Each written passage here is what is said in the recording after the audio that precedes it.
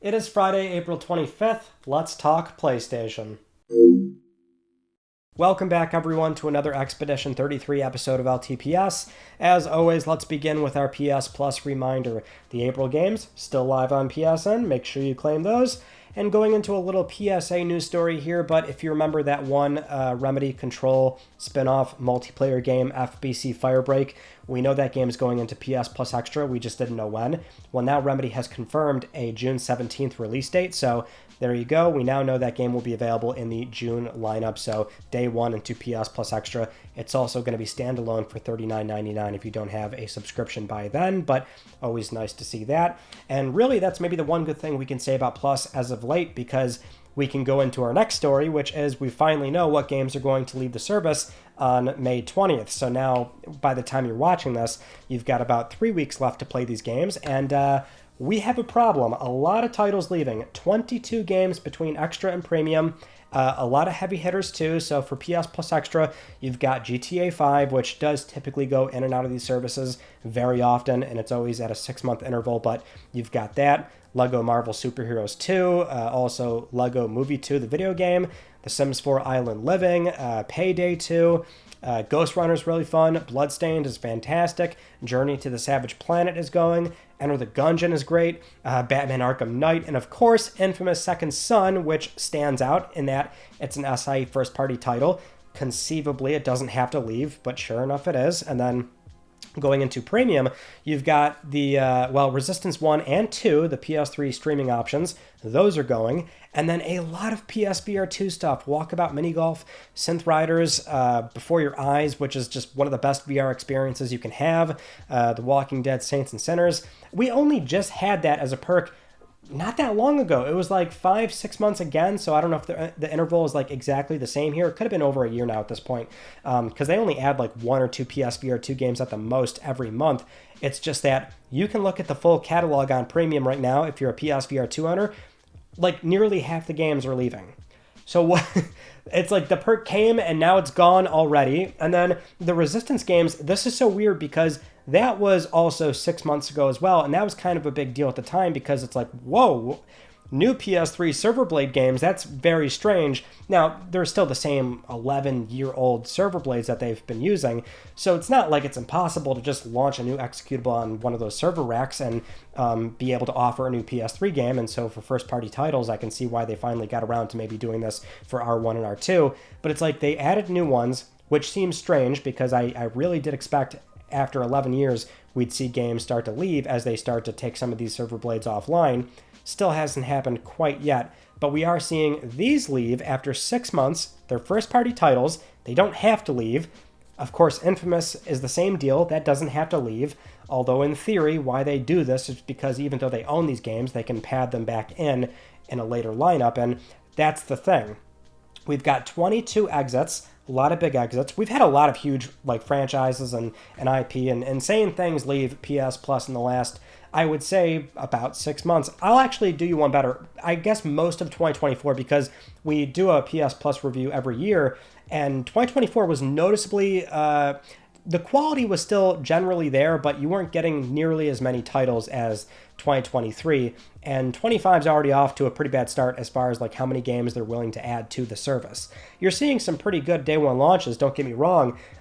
It's really bad optics when the prices have gone up considerably in a lot of countries, and it just seems only inevitable that it will also happen in the US. So it's just PS Plus is getting worse and worse. It's getting more expensive. I don't blame anybody for just finally letting these things lapse, but it's the same point I've made before. We'll see during financial reports and see if Sony is really getting hurt here, because I would venture a guess and say they're going to be okay with losing some subscribers in the interest of, oh, look at that, we still made more money because enough people are letting their subscriptions stay on for the recurring billing cycle.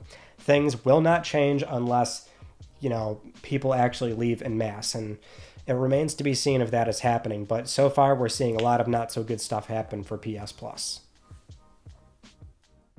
Moving on to a new PlayStation 5 system software update. This one is 25.03, 11.20. Two primary changes, one of them being the return of the nostalgic PlayStation backgrounds, because they did promise they would bring those back from the 30th anniversary. And then the other one is a really cool accessibility option called Audio Focus. So this is a feature that supports broader accessibility, and it allows players to hear quiet in-game sounds and voice chat more clearly. So when you turn this on under Sound, Volume, Audio Focus, and then you turn it on from there, it's going to make specific frequencies and quieter sounds amplified. So things like car engines, footsteps, in-game character voices, voice chat. On a system level, it's going to amplify those relative to the other in-game sound, which I think is great to have on a system level because some games are really wonky as far as how they do their audio mix. And then, the other option is the PlayStation background. So these are now categorized in settings under System, Appearance, and Sound. It's still got PS1, 2, 3, 4, not the more generic 30th anniversary theme, but you can turn it back on. It's pretty much the same, so you've got PNG floating on the top and bottom of the screen, depending on what you're looking at on the home screen of the console.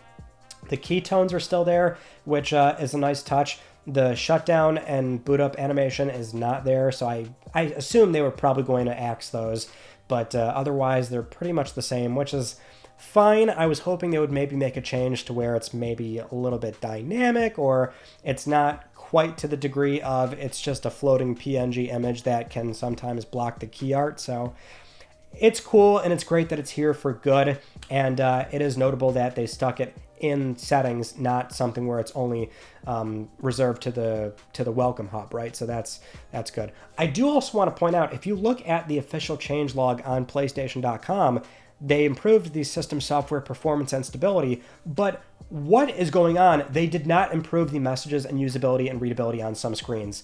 I am shook, folks. What exactly is going on at SIE? Things are looking not great. Now, I might just be a little bit sarcastic here, but honestly, what was different this time around to where it's like, no, we can't put that on the changelog. We did not improve the messages and readability and usability on some screens. I don't know. I'm just a guy out here asking questions. I'm just wondering what's going on, and maybe this is where things take a turn for the worst. Next up, Sony proves once again that you cannot reasonably predict what PlayStation will or will not do, because this past Wednesday, randomly, outside of a showcase, state of play, or a Jeff Keighley event, they said, you know what? Here you go. Price, pre-order details, new trailer, release date, all for Ghost of Yotei on a random Wednesday. Okay, so the game is coming out October 2nd, and yes, the new trailer is out there. We actually got a much more thorough plot synopsis as well, which it is based on this event that took place 16 years ago in the heart of Ezo, called Hokkaido in the present day.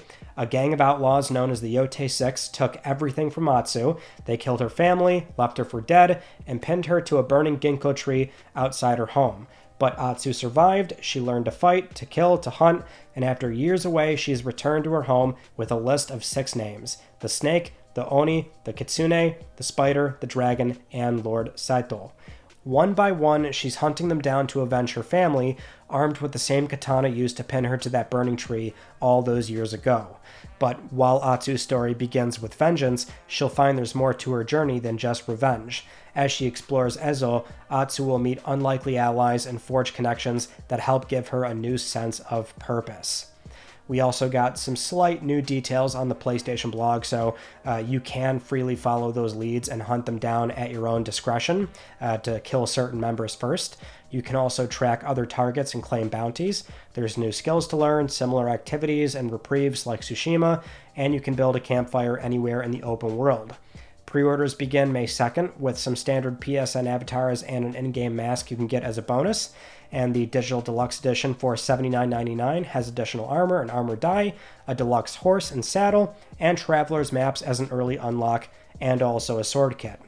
The Collector's Edition for $249.99 USD comes with a digital copy, a replica of Atsu's mask, a replica of Atsu's sash, a replica of the Suba from Atsu's katana, a pouch of coins and instructions to play Zeni Hajiki, a foldable papercraft ginkgo tree, and 4 art cards. So a lot to digest on that. I guess what I can acknowledge right away is that, yeah, you've got another very expensive SIE Collector's Edition, no physical print, not even a steelbook, which is weird. I can definitely empathize with those that want the Steelbook at least. But I don't know. You know where I fall on this. It's like I'm reading the blog post, and one, it's already not appealing to me just in that, I don't buy those anymore. So it's like, comes with this, comes with that. It's like, this just sounds like a bunch of useless stuff. The replicas and figures are always cool. I mean, if you like that stuff for your shelf, more power to you, especially because the replica statue or mask or whatever goes with the previous one. So that's neat. I do like that, but I never buy these. And when it comes to the physical digital thing, I think we all agree what solves the problem is just offer 2 SKUs, right? But they're not doing that. They have not done that the entire PS5 cycle. And if they're only going to offer 1 SKU, which is obviously easier as far as packing, fulfillment, and getting these things in the hands of retailers, it's like, okay, you have to pick the one that's going to accommodate both PS5 owners. So I don't like it, don't agree with it, but that's just the way it is. As far as the plot, the trailer, what we saw more of, really digging it so far. I'll tell you, it was something where I'm sitting there watching it and I'm going, okay, so we got like a Fiendish 5 going on. We're going back to some Thievius Raccoonus, right? That's pretty cool. Now, obviously, that game is very linear. They're making it sound like this is very open as far as following leads and killing the certain members that you want to at your own discretion. I do hope it really is truly open as far as like, I don't know, I don't want to compare it to a Breath of the Wild, but basically that, drop the player in, and it's something where you just kind of free ball it, follow leads at your discretion, even expand your arsenal and your weapons with all the side content and things like that. But you could, in theory, like just go right into the story and immediately go kill all 6 of them or whatever and get to the climax of the game. But it really is sort of structured in a way where there is no structure. You can kill them in any way you do wish. I don't want there to be certain arbitrary gates that prevent you from killing one member versus the other because you have to advance the plot to a certain degree. And I'm thinking that probably is what is going to shake out, given that the game is still going to have a very heavy narrative flow that does need to have some structure. But we'll see how open feeling it really is. But otherwise, I do really dig the Atsu story so far, because you know it's not going to be simply revenge. It is going to sort of veer off, and you're going to see a lot of different elements at play there, narratively speaking. So definitely want to see more of that. The release date, though, is also, I guess, interesting, because now you have to figure, right? Sony as a platform holder, are they privy to GTA 6 when it's coming out, especially since the ongoing speculation is they probably have marketing rights for that game. They've been very close with Rockstar for Grand Theft Auto 5 for 3 PlayStation platforms now, PS3, 4, and 5, right? So are they in bed with Rockstar again for GTA 6? Do they have some sort of insight into where that game is landing? And that's why Sony would, as a platform holder, it's in their best interest to not release games near GTA 6, because they can just let that game have the runway that it has, sell a bunch of PS5s, and also have Yotei come out maybe a little bit before or after the game. But it seems more and more clear that obviously GTA 6 is probably looking like a November, December kind of game, somewhere around there. But even then, right, I mean, SI has never cared about shipping big games next to other big games, even their own titles. They'll do that. They just don't care. If games are ready, they ship them. So there's that. We can now expect this game October 2nd. And it's not like this is the only trailer we're going to get. So probably 3 months out is when the marketing cycle, more trailers, more details, Sucker Punch will really start to ramp up that stuff, and we'll learn a lot more about the game prior to it coming out. But it's really great knowing that October 2nd, it is on the way. Now, the other big PlayStation Studios PS5 exclusive this year, Death Stranding 2, which is coming out very soon in June, we now know that there's going to be a press preview event dropping on May 8th, or rather, there was already an event that took place in Japan, and Kojima just put it out there, so we know this happened, and it was actually about a week long, so not a one-day affair, basically. It seems like the press had a lot of time with this game, and so that embargo is going to lift on May 8th, and we'll learn a lot more about DS2 ahead of its June release, which is exciting because we'll actually get more info as far as like what they are or are not doing with this game with, I guess the expectation of, is it more of the same, or are they being a bit bold and really doing more combat, for example? Because that's sort of the inkling I'm getting from the initial footage that they've shown off so far. I say initial as if it's not a lot. They've shown a ton of footage, obviously, because that's just what Kojima does with these 8 to 10 minute long trailers. But it seemed very clear with that most recent one that they wanted to make a statement of, here is a lot more combat. And DS1 just doesn't really have a lot of combat. It has those elements, it has stealth sections, it is certainly there, but there is a large portion of that game which is simply making deliveries. And that is not a knock. That is the gameplay hook that I think for a lot of people, it was very debatable and contentious at the time. But, I believe Death Stranding has been aging very gracefully as far as more people coming back around to the game, trying it, and having that Frank Reynolds moment of like, oh my god, I get it now.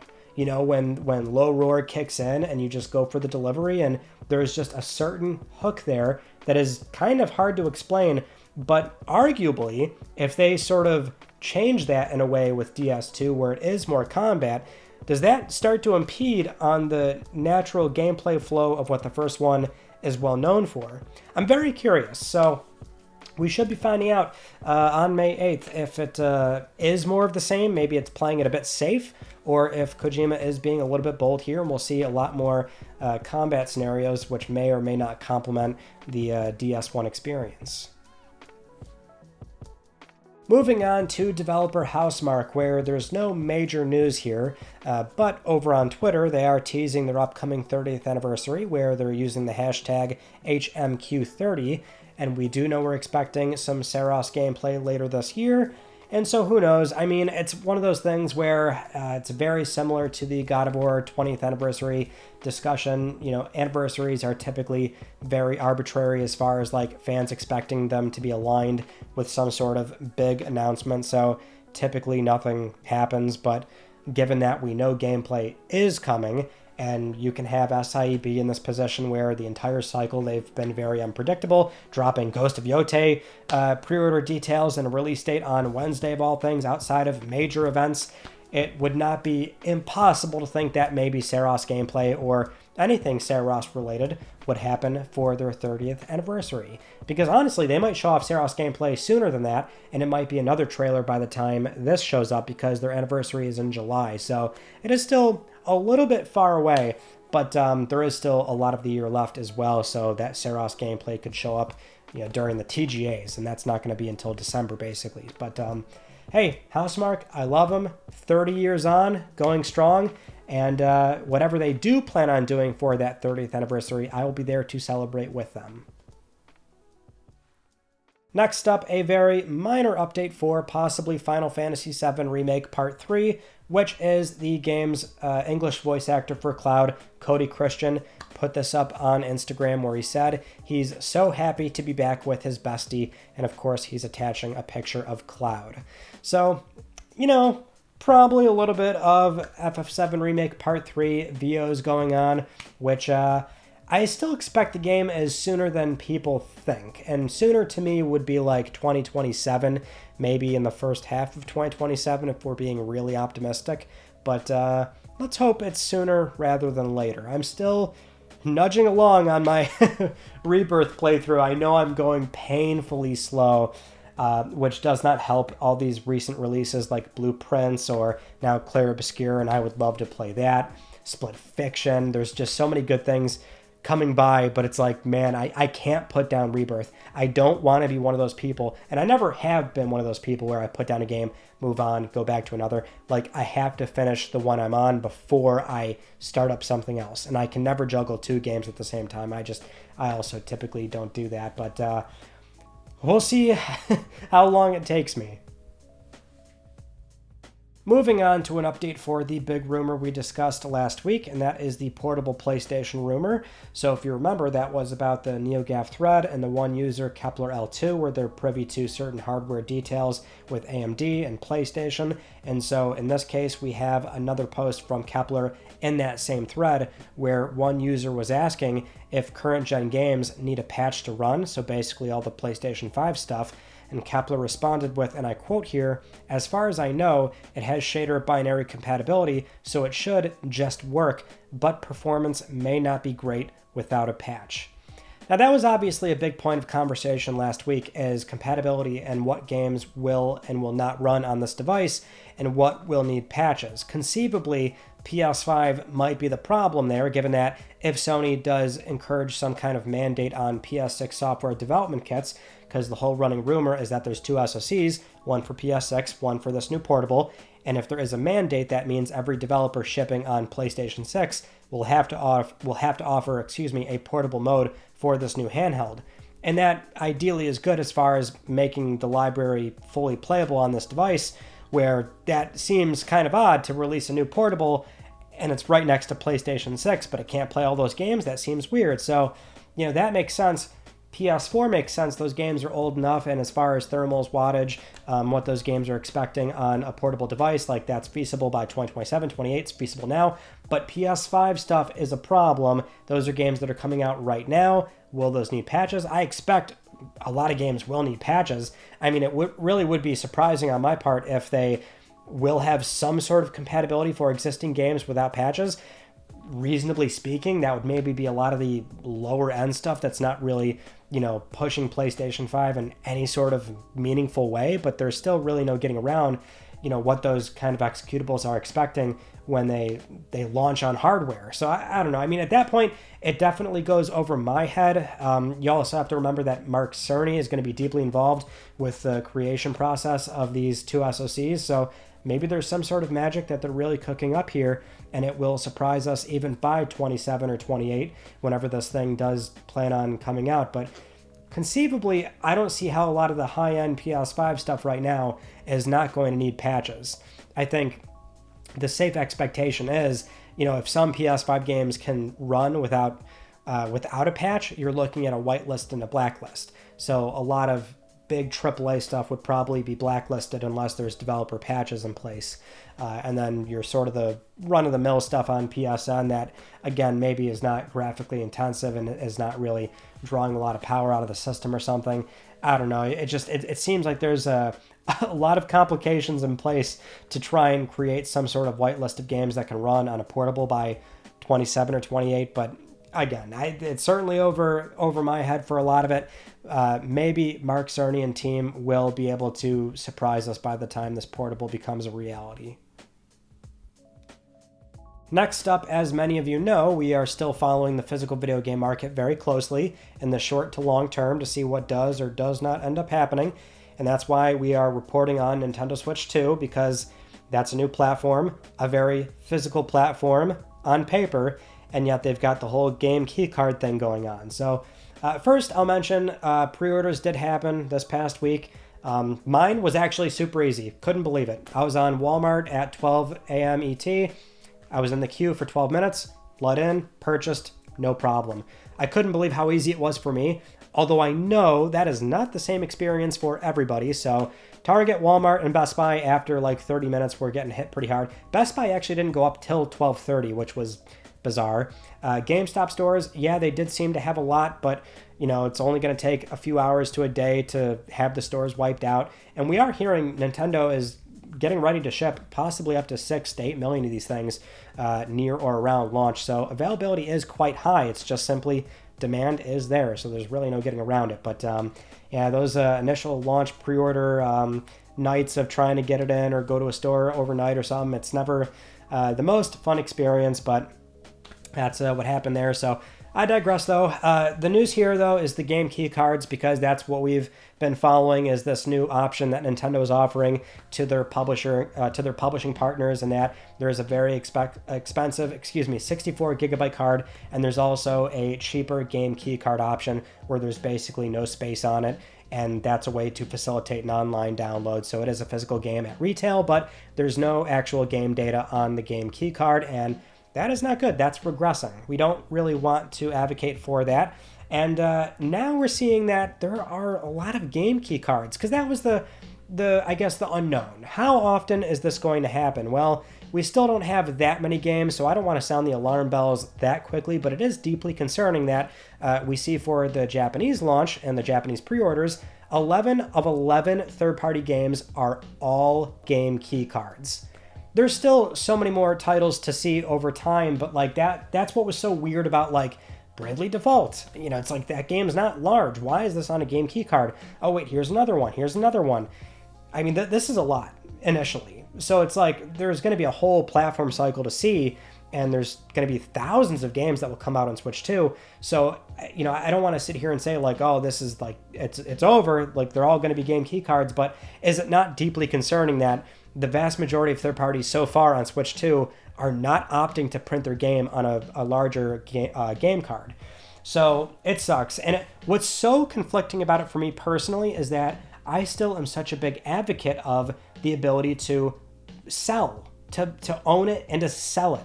This is why I keep bringing up, like, I don't care if it's an online tied game like Gran Turismo 7, or if it's a copy of Halo Infinite where there's nothing on it, or a copy of MW3 where there's nothing on it. You still have something of value, and you trade that, you sell it, you lend it to somebody. There's still so much power even when it's tied to online. So I'm so conflicted in that, you know, if I want to play a Switch 2 game, and it's day one, and I'm ready to pay full price, and the only option at retail is a game key card variant, like, I hate to say it, but I'm not going to not buy that. Because I refuse. I can't buy stuff on PSN, the eShop, or the Xbox Store at full price. At least big games, mind you. I'll certainly buy a digital game if it's 10, 15 bucks or something, but usually I'm patient. I can wait for an LRG print or something if it comes. And even then, I'm paying more for it because those things are always going to be $30, $40, $50. But I still have the option to offset it. That's why I always make this point of like, I love collecting games.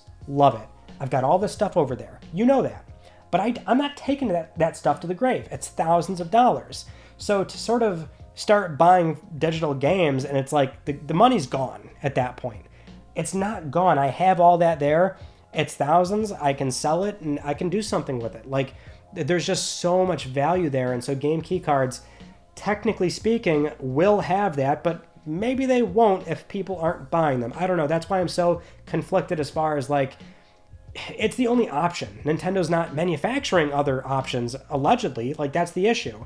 If there's only a very expensive 64 gig card and maybe one middle option and then a game key card, all the publishers are going to pick the cheapest one to be available at retail. And we could also place blame on publishers in that they're not willing to spend money to appropriately fit their game on a game card option that Nintendo is offering. But it sounds like it really might be Nintendo not offering a lot of options. And publishers are, of course, going to pick the one that's the most affordable. The 64 gig card is probably a lot, in that it's awful. All around, it's a rock and a hard place. Nobody wins circumstance outside of maybe Nintendo and publishers. But I hate that. But it's so hard to advocate for, like, not buying game key cards, I guess, or rather, you know, buying your third-party games elsewhere. I don't know. It's like the voices here should be loud in that, hey, we don't want these. We want the full game data on this. Nintendo, you got to do something. Publishers, you got to do something. This is regressing. I don't want it to go down this path, but it's not looking optimistic. We'll just put it that way. All right, moving on to PlayStation Productions with the Until Dawn movie, where the reviews are out. And not looking too good, folks. Over on Metacritic, it's at 53. And then Rotten Tomatoes, last time I checked, it was 63%. So definitely mediocre, kind of run-of-the-mill, something you could maybe have fun with, but it doesn't really come together. I will say this. Horror movies are always one of those things where it doesn't matter what the reviews are in the grand scheme of things, because it's just horror fans are a different breed. If it's fun, silly, if it's campy enough, there's just always value there. Some horror fans will go and see anything. It's got that tie-in with the video game. So I think it probably still will do okay, especially given that the budget for this movie apparently is like $15 million. It's really not a lot of money at all, so they don't need to see a whole lot to get a return on this film. So I'll still see it, though. I'm going to see it very soon, actually. So I'll report back next week on LTPS, let you know how I feel about it. But yeah, I'm still, for the most part, looking forward to it, even if it's maybe not quite the way I would have expected an Until Dawn movie to go. Next up, The Last of Us HBO Season 2, Episode 2, aired this past Sunday on Easter. And as a reminder, we will be doing a full deep dive spoiler discussion on Click R3 with John, our PlayStation podcast. We've got a new episode coming out on Wednesday or Thursday around there. And by the time that goes up, we'll be going over Episode 2 and 3. So that's where we'll get a lot more thorough. For this story segment, I will talk about it, but not really get too into it because we're going to, again, have a deeper discussion very soon anyway. But spoiler warning from this point on. So if you've not played the game or seen the episode, then you have been warned. But as far as how I feel on episode 2 and having some time to brew on it, to me it felt very lateral in that it was an adjacent way to tell the same events and tell the same story.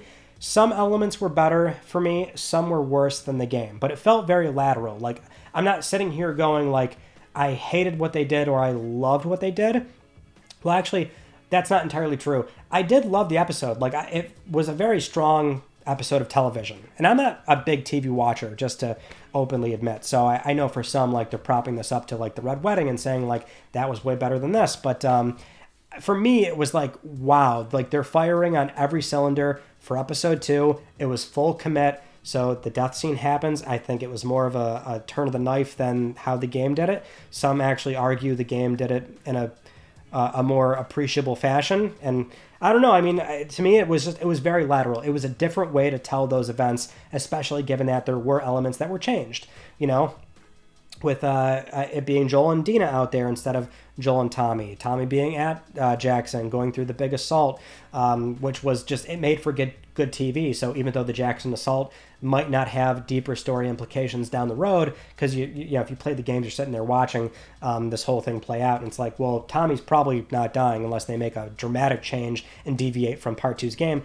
But I don't think they're going to do that. They're still beat for beat kind of go with the same, you know, the same plot points that happen in Part 2 are probably still going to happen in the show. They're just going to move things around, which is what they did. They also revealed Abby's motives as well, full-blown compared to how the game did it, which is a very interesting change of pace. So for me, I'm sitting at a place of it felt lateral. I don't think it was worse. I don't think it was better, but I do think it was really good.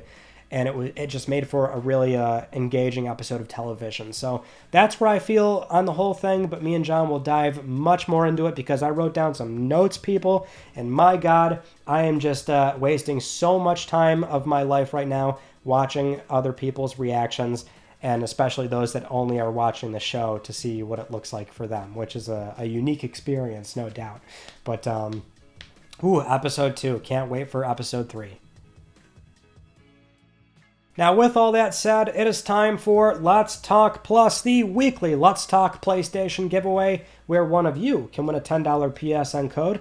I would like to congratulate this viewer right here. I'll be contacting you very soon via email or X, and if you'd like to win a $10 PSN code, it's so simple. Follow the link down below, scan the QR code, enter the Gleam giveaway, and supporting this channel, a number of ways can gain you an entry, and I'll announce the winner next week, because I'm trying to help pay for your games. Those are some of the stories from this past week that I wanted to talk about with you all, and our Tuesday video was looking at the Xbox Game Studios portfolio and talking about all their studios, the teams that have confirmed games or rumored games for PlayStation platforms, because obviously they're going through a bit of a transitionary period right now. So we've done PlayStation Studios, but now we can do them for the time being and talk about what games we can expect. So that was on Tuesday. Coming up, another upload on Tuesday, and then Click R3 is going to be either Wednesday or Thursday, and that's we'll be doing a deep dive on episode 2 and 3 of The Last of Us HBO, and of course going over the recent PlayStation news stories as well. But that is pretty much it. So that concludes this week's episode of Let's Talk PlayStation. I'm Ryan Benecki. Thank you all so much for talking with me, and I will see you all next Friday.